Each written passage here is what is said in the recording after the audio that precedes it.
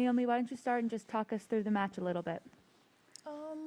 Yeah, I mean, I think I started really well. I feel like it was just a matter of adjusting. I think in the second set she adjusted to me pretty well, and I was a bit thrown off by that, but I'm glad I was able to break her back when she broke me in the second set. All right, questions? Yep, go ahead. Hi Naomi, congratulations. Just your hard court record overall, you're 46 wins and 8 losses in Australian Open, US Open. You won 18 of your last 19 here in Melbourne. What is it that, I guess, makes you feel so at home and so comfortable on these courts where you've been nearly impossible to beat?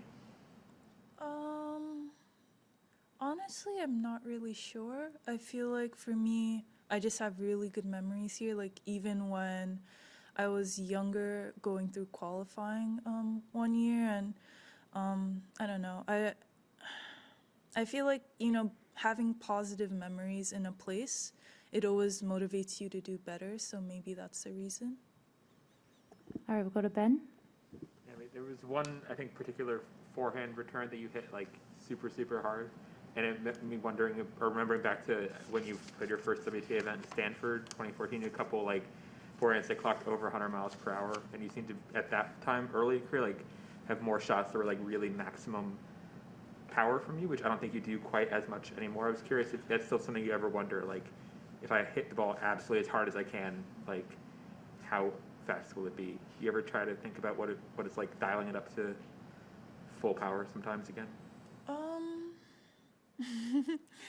I could try it, but it probably wouldn't go in. But yeah, I mean, I feel like for me, I only try to do those shots if I'm 100% sure it'll go in. So that's why I don't really do it that often. And that's probably why I did it a lot when I was younger. But yeah, for me, I don't really feel a need to attempt those shots as much right now because I'm trying to like build the point and stuff and kind of build a better tennis IQ. So yeah. Tempting to just smoke a ball? It kind of is, but I want to win the point. Like I want to be sure that I'm gonna win the point instead of like risking it a little bit. It feels worse to miss than it does to like. It's not worth it. Yeah. All right, Tamani.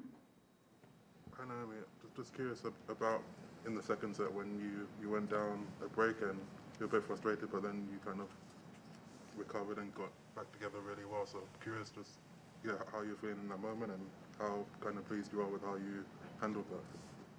Yeah, I mean, in that moment, of course, I was really disappointed with myself. But I also think these are the type of matches that I need to play in Grand Slams to get broken and to like figure out a way to fight back in really crucial times. I thought that for me, I kind of rushed a lot in that specific service game, and you could kind of tell I was a bit shaky, and I made a double fault where I really shouldn't have made a double fault, but I tried to shake that off in the return game right after, and I think I did pretty well there. Brengel's kind of notorious player. Like in the previous match, she hit one winner and won quite convincingly in the third set. Curious, just what is it like to play someone who kind of doesn't give you anything? Yeah, it was definitely interesting in the way that I remember when I was younger, I would watch her play in like the pro circuit.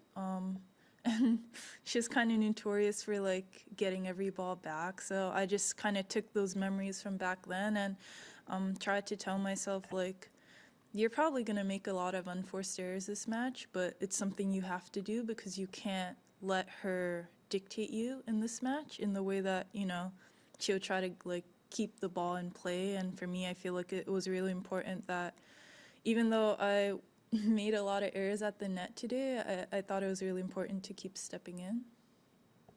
All right, yes, in the back there. Yeah, Naomi, you mentioned a couple of things there. One was about, I guess, your tennis IQ, and the other was maybe having to go through those sorts of experiences of being broken. Do you feel like you're seeing those things come together, or is it a matter of working on both those things, or is it just time on the court? Do you see yourself, I guess, piecing those different things together gradually? Yeah, I think it's a matter of time on the court, of course, because, matches are very different from practice, and you can't get the same intensity. Well, I personally can't. Like, I can never take a practice as seriously as I take a match. And honestly, for me, I've just been getting really inspired watching other players play their matches and learning from them and what they would do in certain situations. So it's honestly been really fun this tournament. Questions in the room? Yeah, last one, Ben, and then we'll go to English online. You already responded on Twitter to Andy Murray saying he was watching you, and what does that mean to you to see a tweet like that from him during your match? I mean, I didn't see it during my match. I know, but he was tweeting during, you know what I mean? But yeah, it definitely means a lot. For me, it was a really cool moment. And it's a little bit shocking because when you're playing, you never really think about like the TV is broadcasting it and other people are watching, you know? So yeah, definitely really surreal. I hit with him once like 3 years ago, and it was like a memory that's really like dear to me. So it was really cool just to have like someone like him talking about my game. That was in Brisbane, right? That was in Brisbane you hit with him? Yeah. All right, move to online questions. Thank you. We'll take our first one, Willie Weinbaum, ESPN.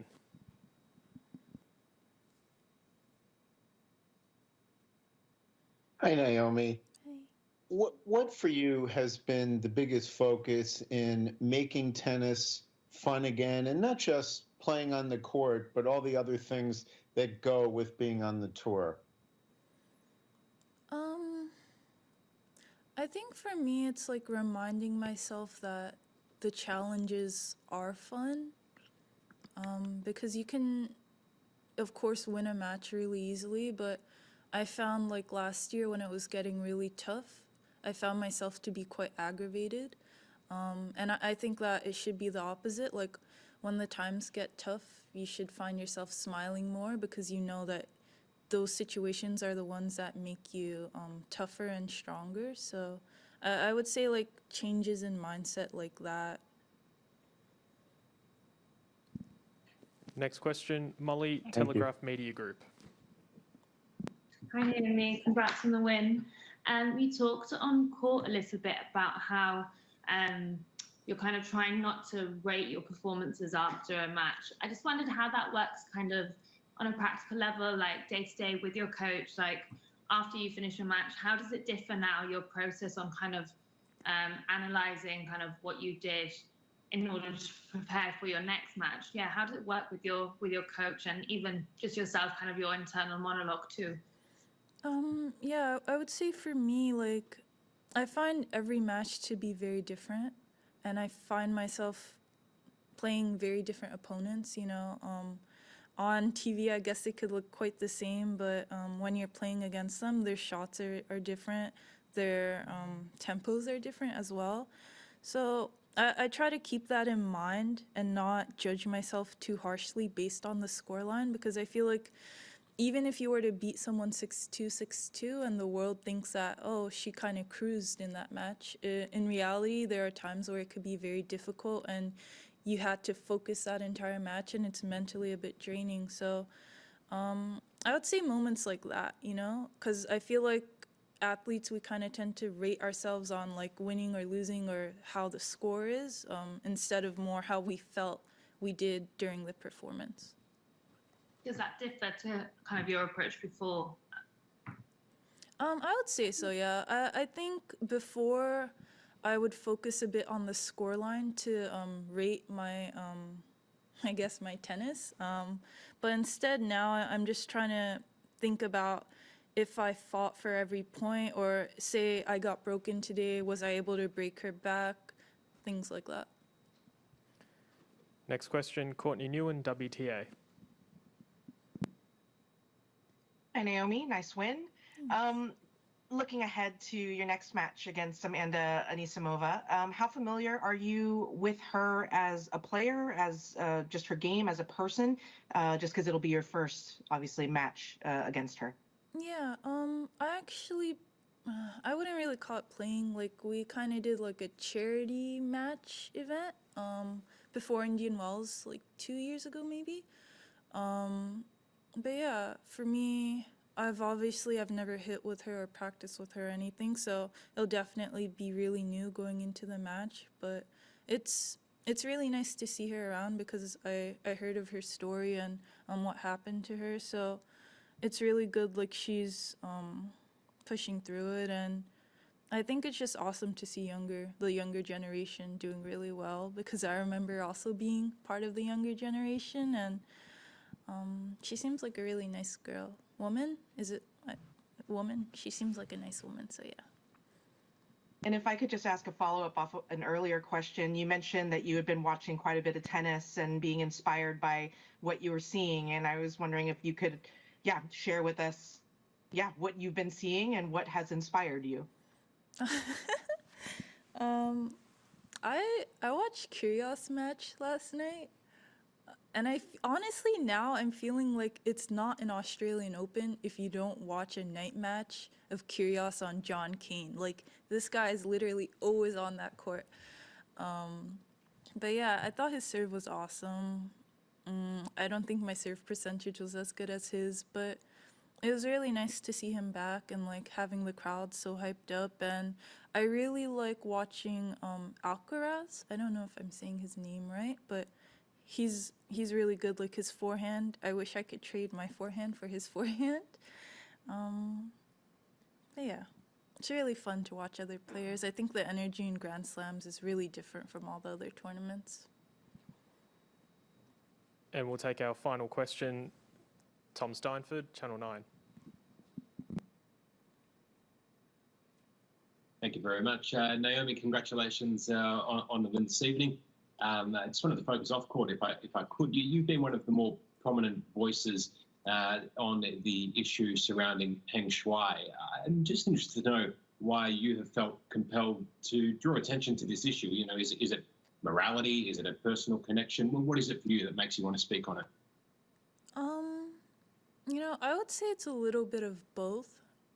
I'm not the type of player that interacts with a lot of players, and not in like a bad way, but I just find it really hard to come out of my shell. But besides that point, if I see her, I would say hi to her and stuff like that. You know, like you don't really. This is a hard one to describe. Like, I feel like if I was in her position, I would want people to care for me too.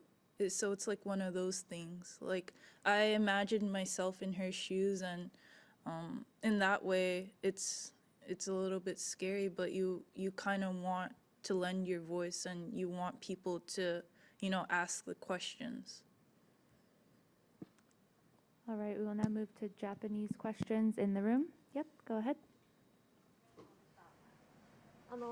さっきマディソンが、まだサーキットに出てた時のことと覚えてるって言ってましたけど、ナオミさんもマディソンともう8年前、9年前にそのサーキットで対戦してますけど、その時のことっていうのなんかこう覚えてたりとかイメージってありましたか？ Honestly, I don't remember much from playing her so many years ago. Like I remember that I played her, but I don't remember anything about the match.